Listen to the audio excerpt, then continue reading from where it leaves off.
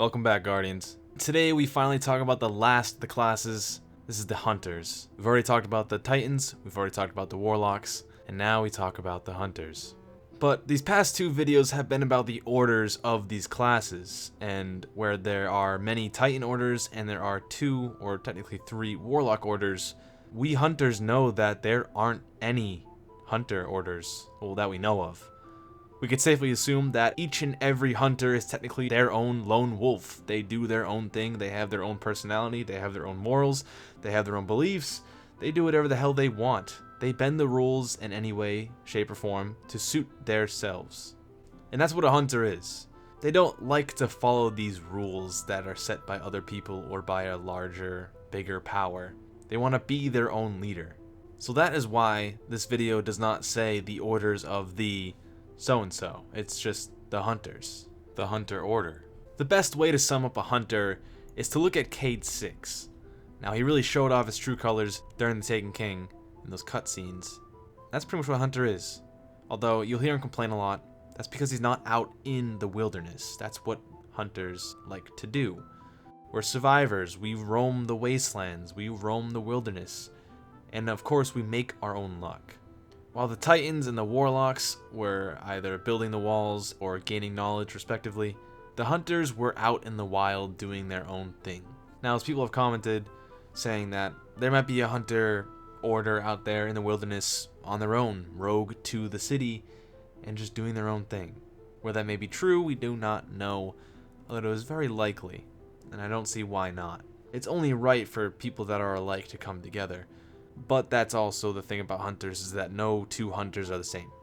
Another couple traits about the Hunters is that they are stealthy. That's why we can turn invisible, which was by far the most useful attribute to the Hunters in the Crota's End. But that's a time long forgotten and also very obsolete.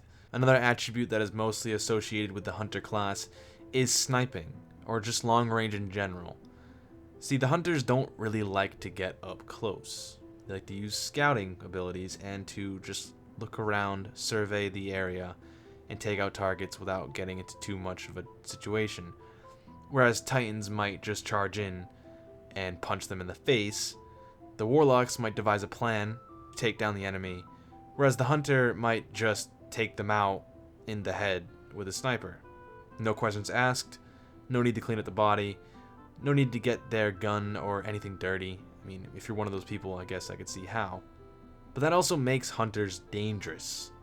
And the weird thing is that not a lot of the Hunters have gone rogue. It seems to only really be the Warlocks. You got Toll and the Shattered, as I've said countless times, and there's Osiris. Those are the two famous ones. As there may be some in between, you can even say the entire faction of the Concordat was completely rogue, which contained all classes, Titans, Warlocks, Hunters. To follow up with the sniping and the scouting, you may have heard this sniper before, and you may have also hated it at a certain time. This was during the one-shot sniper. The last mag was doing a lot of damage. This was Effort-D.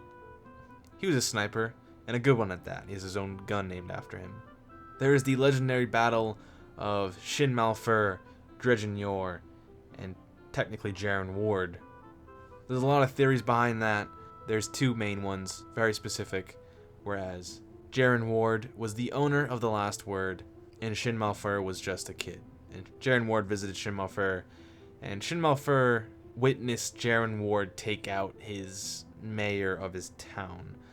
Now, this may confuse you as to how there might be mayors and towns in the last city, but to keep in mind that we only really stay in one place in the city. You look down towards the Traveler. The Traveler's huge. It really doesn't do any justification to how big the last city is. Those cities, those little lights you see down there, those might be skyscrapers bigger than there are today. I already have a video made about it, so you can go into more detail there. This is just a brief summary about it.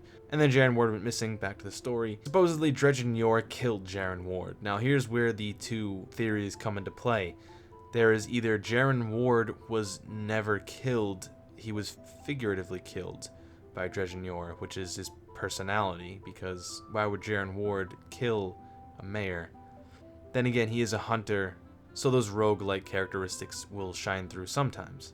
The other theory is that Dredgen did kill Jaren Ward, straightforward, But no matter the theory, the outcome was still the same.